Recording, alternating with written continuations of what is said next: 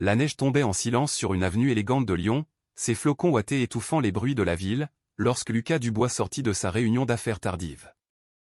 À 37 ans, il s'était habitué à ces nuits prolongées, à ces négociations interminables qui avaient bâti son empire de promotion immobilière. Ses cheveux sombres, coupés avec une précision millimétrée, commençaient à peine à se parer de quelques fils d'argent précoces, uniques témoins du temps qui passait dans une vie par ailleurs maîtrisée. Son manteau noir sur mesure, en cachemire épais, était un bouclier autant contre le froid mordant de décembre que contre le monde extérieur, qu'il tenait de plus en plus à distance.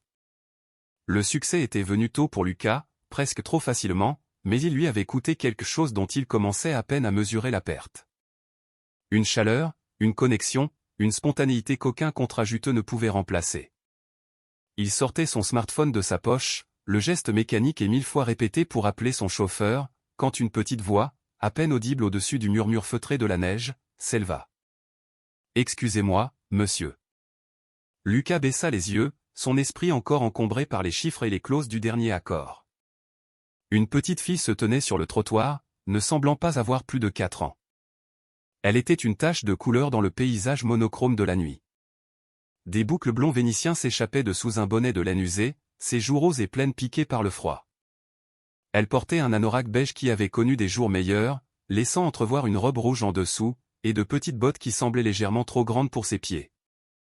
Un sac à dos vert pendait de ses épaules minuscules, et ses grands yeux bleus étaient écarquillés par une émotion que Lucas reconnut immédiatement, une émotion brute et universelle, la peur. « Tu es perdu, mon petit cœur » demanda-t-il, sa voix plus douce qu'il ne l'aurait cru, tandis qu'il s'accroupissait pour se mettre à son niveau. Le trottoir était glacial sous ses genoux. Une humidité sournoise s'infiltra à travers le tissu coûteux de son pantalon, mais il n'y prêta aucune attention, soudainement captivé par ce petit être tremblant. La petite fille hocha lentement la tête, sa lèvre inférieure frémissant. « Je n'arrive pas à réveiller maman. » Les mots, prononcés d'une voix fluette, frappèrent Lucas avec la force d'un coup de poing. Tout son univers de transactions et de stratégie s'effondra pour laisser place à une urgence viscérale. « Comment ça, tu n'arrives pas à la réveiller ? Où est-elle ? » À la maison. J'ai essayé, mais elle n'ouvre pas les yeux. Elle est par terre, à côté du canapé. Des larmes commencèrent à glisser sur les joues rondes de l'enfant, traçant des sillons brillants sur sa peau rougie par le froid. J'ai eu peur. Je me suis souvenu. Elle m'a dit, s'il y a une urgence, va chercher de l'aide. Alors, j'ai mis mon manteau et je suis sorti, mais tout le monde passe sans me voir. L'esprit de Lucas s'emballa, des années de prise de décision sous pression s'activant en une fraction de seconde. Il balaya toute autre pensée. « Comment t'appelles-tu, ma chérie ? » Manon. Manon Leroy. D'accord, Manon. Je m'appelle Lucas. Peux-tu me montrer où tu habites ? Peux-tu m'emmener voir ta maman ? La petite fille hocha la tête, levant une main gantée pour prendre la sienne avec une confiance si totale qu'elle serra la poitrine de Lucas. Ses petits doigts étaient glacés, même à travers ses moufles. Elle le guida le long de la rue, puis au coin d'une autre, l'entraînant dans un quartier qui devenait progressivement plus populaire, plus usé. Les vitrines élégantes et les façades haussmanniennes laissèrent place à des immeubles plus anciens, certains aux fenêtres abîmées, d'autres aux marches affaissées. Ils s'arrêtèrent devant un immeuble ancien et étroit en pierre de taille qui avait été divisé en appartements. Manon sortit une clé attachée à une ficelle de l'intérieur de son manteau, ses doigts gourds et froids peinant à trouver la serrure. Lucas l'aida, ses mains étonnamment stables malgré la peur qui commençait à le gagner. Ils grimpèrent 2 étages par un escalier en bois qui craquait sous leurs pas. Le papier peint se décollait par endroits, révélant des strates de motifs passés, et la moquette était élimée jusqu'à la corde. L'appartement de Manon était minuscule, peut-être 45 mètres carrés au total, mais il était impeccablement propre, nota Lucas, et décoré avec un soin évident qui touchait au cœur. Des dessins d'enfants recouvraient un mur entier, tenus par des morceaux de ruban adhésif colorés. Un petit sapin de Noël trônait dans un coin, des décorations faites à la main pendant à ses branches. Et là, exactement comme Manon l'avait dit, une femme gisait, immobile, sur le sol à côté du canapé. Lucas se précipita à ses côtés, ses doigts cherchant le pouls à son cou avec une anxiété grandissante. Il le trouva. Faible, mais régulier. Un soulagement immense le submergea. La femme était jeune, la trentaine tout au plus, avec des cheveux châtains clairs ramenés en une tresse. Même inconsciente, Lucas pouvait voir la finesse de ses traits, et l'épuisement gravé sur son visage. Sa peau était pâle, beaucoup trop pâle. Et quand il toucha son front, il brûlait de fièvre. « Manon, je dois appeler de l'aide. »« D'accord. » Lucas sortit son téléphone, ses doigts tremblants composant le 15, le numéro du SAMU. Tandis qu'il communiquait l'adresse au régulateur d'une voix qu'il s'efforçait de garder calme, il remarqua les détails de la pièce qui racontait une histoire de lutte silencieuse. Une pile de factures médicales sur une petite table, toutes marquées, impayées, en rouge. Une boîte de médicaments vide sur le comptoir. Un calendrier mural sur lequel des horaires de travail étaient inscrits d'une écriture soignée. Des gardes de nuit doublés étaient surlignés en rouge, véritable cri d'alarme silencieux. Les secouristes du SAMU arrivèrent en quelques minutes, une équipe efficace et professionnelle qui prit immédiatement la situation en main. Lucas se mit en retrait, tenant Manon dans ses bras. La petite fille s'était enfouie le visage dans son manteau, son corps secoué de tremblements. Des larmes silencieuses s'imprégnaient dans le tissu luxueux de son vêtement. Il lui frotta doucement le dos, lui murmurant des paroles rassurantes qu'il n'était pas sûr de croire lui-même. « Est-elle diabétique ?» demanda l'un des secouristes en vérifiant les signes vitaux de la femme. « Je ne sais pas, » admit Lucas. « Je viens de la trouver. »« Vous l'avez trouvée ? Vous êtes de la famille ? » ?»« Non, Sa fille est venue me chercher. » Cela semblait absurde, même à ses propres oreilles, d'expliquer comment une enfant de 4 ans avait traversé une tempête de neige pour trouver un inconnu, mais le secouriste hocha simplement la tête, concentré sur sa patiente. Ils installèrent la femme, la mère de Manon, sur un brancard. « On l'emmène à l'hôpital de la Croix-Rousse », lui annonça le chef d'équipe. « Elle est en choc diabétique. On dirait qu'elle a été malade et n'a pas pu garder ses médicaments. Elle a de la chance que la petite ait su aller chercher de l'aide. » À l'hôpital, Lucas se retrouva assis sur une chaise en plastique inconfortable dans la salle d'attente des urgences, tenant toujours Manon. La petite fille avait finalement cessé de pleurer, mais elle refusait de lâcher sa main. Une infirmière lui avait apporté une brique de jus de fruits et quelques biscuits, qu'elle grignotait machinalement, le regard vide. « Tu as d'autres membres de ta famille ?» demanda Lucas doucement. « Des grands-parents ? Une tante ou un oncle ?» Manon secoua la tête. « Juste maman. Mon papa est parti avant que je naisse. Maman dit qu'il n'était pas prêt à être un papa. » Lucas sentit quelque chose se fissurer à l'intérieur de sa poitrine. Cet enfant, cette petite fille si courageuse qui avait marché dans la neige pour sauver sa mère, était complètement seule au monde, à l'exception de la femme qui se battait pour sa vie derrière les portes du service des urgences. Une assistante sociale apparut. Une femme à l'air fatigué, mais aux yeux bienveillants, un porte-bloc à la main.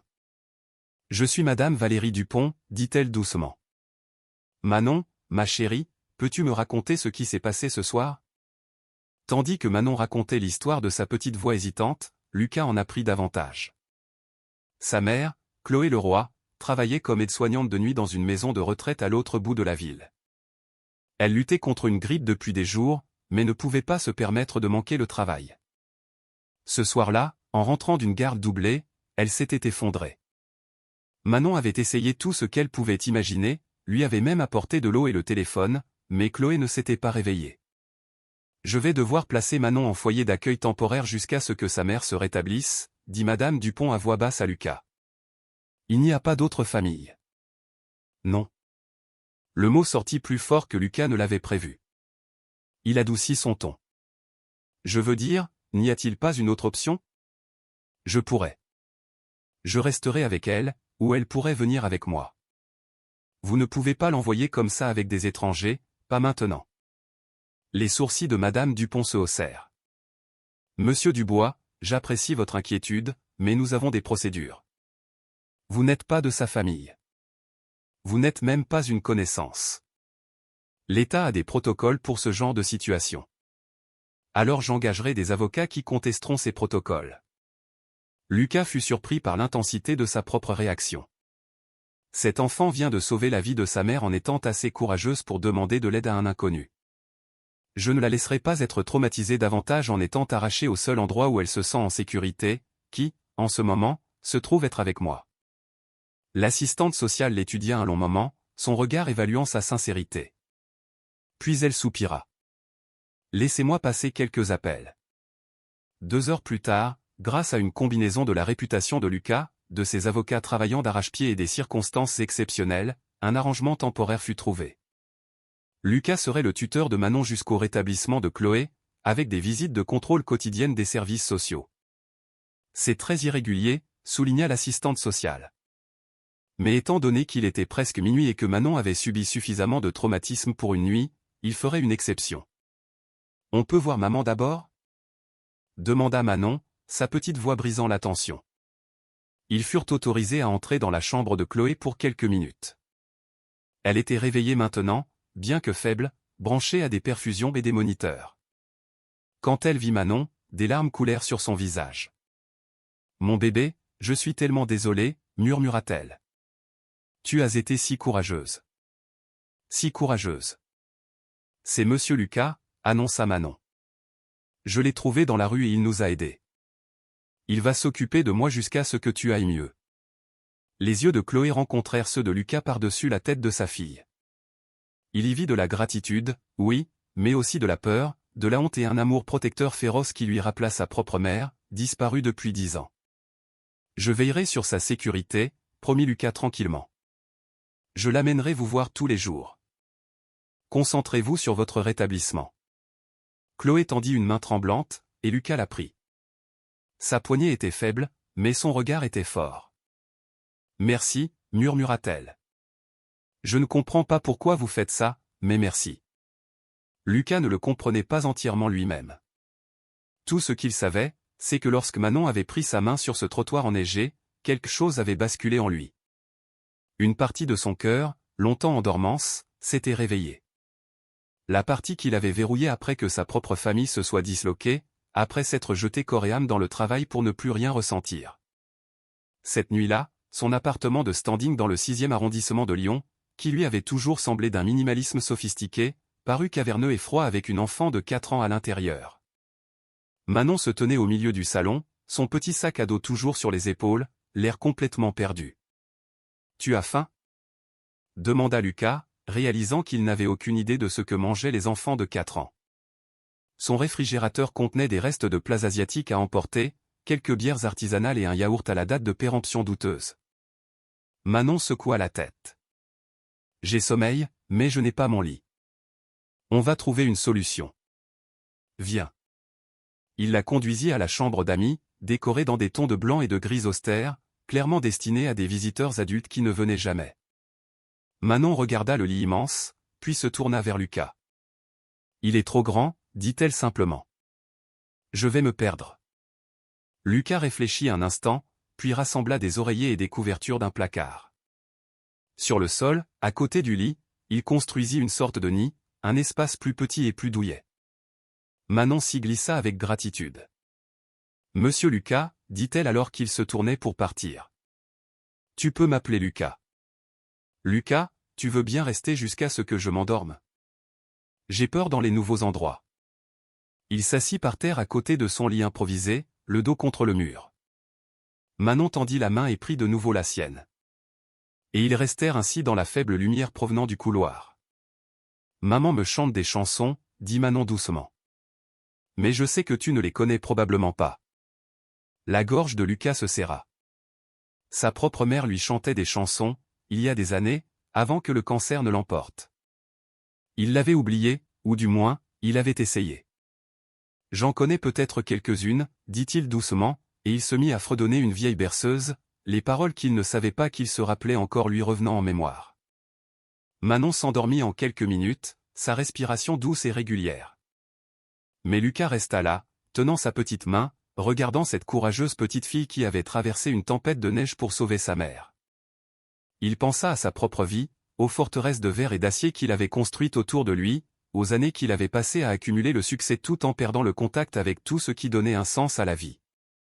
Le lendemain matin, Lucas appela son assistante et annula tout son agenda. Puis il emmena Manon faire des courses.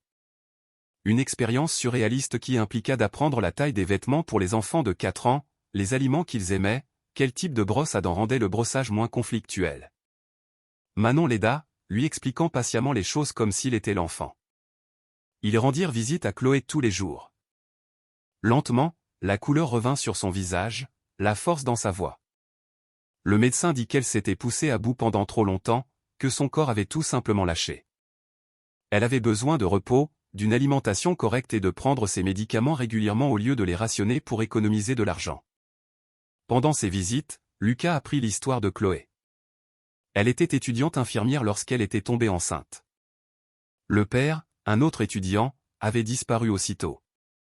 Chloé avait abandonné ses études pour travailler, prévoyant de les reprendre une fois Manon plus grande, mais ce jour ne semblait jamais arriver. Chaque euro allait au loyer, à la nourriture, à la crèche. Elle enchaînait les gardes, dormait 4 heures par nuit, et peinait toujours à joindre les deux bouts. J'essaie tellement, confia-t-elle à Lucas un après-midi, les larmes aux yeux. Je veux tout lui donner. Des cours de danse, de jolis vêtements, les livres qu'elle adore. Mais il n'y en a jamais assez. Lucas se surprit à lui parler de sa propre mère, de son enfance dans un petit appartement pas si différent du sien, de la façon dont il l'avait vue s'épuiser au travail pour lui offrir des opportunités. Elle serait fière de vous, dit-il doucement. Vous faites ce qu'elle a fait. Vous faites passer votre enfant avant tout, toujours. C'est tout ce qui compte. Le 5e jour, alors que Chloé s'apprêtait à sortir de l'hôpital, Lucas prit une décision. Il avait passé ces 5 jours à vivre avec Manon, à l'emmener à l'école maternelle, à lui lire des histoires, à apprendre à faire les nuggets de poulet en forme de dinosaure qu'elle adorait. Il avait réorganisé sa vie autour des siestes, des goûters et de la dynamique sociale étonnamment complexe des amitiés entre enfants de 4 ans, et il s'était senti plus vivant qu'il ne l'avait été depuis des années. J'ai une proposition à vous faire, dit-il à Chloé alors qu'elle faisait ses bagages. Et j'ai besoin que vous m'écoutiez jusqu'au bout avant de dire non. Chloé parut méfiante, mais hocha la tête. Je possède un bien immobilier, un immeuble que je gardais comme investissement. Il est dans un bon quartier, avec de bonnes écoles. Il y a un appartement spacieux et libre, 3 chambres, qui est vide.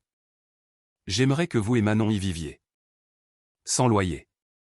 C'est impossible, je ne peux pas. Je n'ai pas fini. Lucas leva doucement la main. J'aimerais aussi vous offrir un emploi. J'ai besoin de quelqu'un pour gérer l'immeuble, s'occuper des relations avec les locataires, coordonner l'entretien. Les horaires sont flexibles, principalement depuis chez vous. Le salaire est suffisant pour que vous puissiez avoir un seul emploi au lieu de 3, et même mettre de l'argent de côté. Et il inclut une mutuelle santé. Chloé secouait la tête, mais Lucas insista. Voilà le truc, Chloé. Manon vous a sauvé la vie cette nuit-là. Mais je crois que, peut-être, elle a aussi sauvé la mienne. J'ai passé 10 ans à construire une entreprise et à oublier comment être une personne. Ces 5 derniers jours, à la regarder dessiner, à l'écouter parler de sa journée à l'école, à l'aider à se brosser les dents. Cela m'a rappelé ce qui compte vraiment. Je ne vous offre pas la charité. Je nous offre une chance, à tous, d'avoir quelque chose de mieux. Pourquoi ? Murmura Chloé. Pourquoi feriez-vous tout ça ? Lucas pensa à cette petite main prenant la sienne sur un trottoir enneigé, à la confiance dans ses yeux bleus, à une petite fille assez courageuse pour marcher dans le noir afin de sauver sa mère. Il pensa à sa propre mère, aux chances données et reçues, à la façon dont la vie offre parfois des rédemptions inattendues. Parce que je le peux, dit-il simplement. Parce que vous élevez un être humain incroyable qui mérite la stabilité et la sécurité. Parce que j'ai plus que ce dont j'ai besoin, et vous avez besoin de plus que ce que vous avez. Et cela me semble être quelque chose que nous devrions arranger. Et parce que... Il fit une pause, surpris par l'émotion dans sa propre voix. Parce que j'aimerais faire partie de vos vies, si vous me le permettez. Pas comme un bienfaiteur. Comme des amis, comme une famille, peut-être celle que l'on choisit. Chloé pleurait maintenant, et Lucas lui tendit un mouchoir, lui laissant le temps. Finalement, elle parla. D'accord, dit-elle doucement. D'accord, mais à une condition. Vous me laissez payer un loyer, même s'il est minime. Et vous me laissez mériter ce travail, pas seulement me le donner. J'ai besoin de savoir que je contribue, que je ne suis pas juste le projet de quelqu'un. Marché conclu, accepta Lucas. Cependant, je dois vous prévenir. Manon m'a déjà informé que je suis tenu d'assister à son spectacle de danse le mois prochain. Apparemment, je fais partie de la famille maintenant, que je sois d'accord ou non. Chloé rit à travers ses larmes. Elle a une façon bien à elle de décider de ces choses.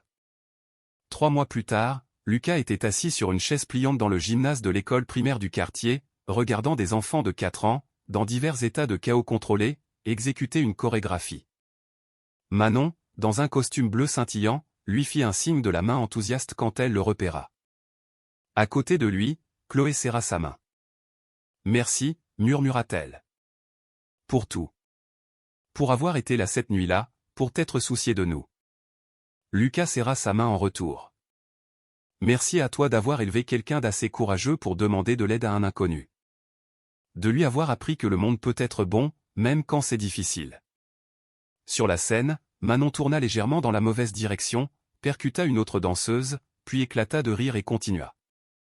Lucas sentit son cœur se gonfler d'une affection dont il ne se savait plus capable. Son téléphone vibra avec des emails professionnels, des négociations qui nécessitaient son attention, des contrats qui exigeaient sa concentration. Il y jeta un œil, puis retourna le téléphone, écran contre sa cuisse. Les contrats pouvaient attendre. Ce moment, cette petite fille qui avait changé sa vie avec 6 mots simples, cette famille improvisée qu'il avait trouvée dans la neige. C'était ça, qui importait. Plus tard, en ramenant Chloé et Manon à leur appartement, tandis que Manon bavardait sur sa performance et que Chloé riait de l'enthousiasme de sa fille, Lucas comprit quelque chose de fondamental. Le succès ne se mesurait pas en immeubles possédés ou en contrats signés.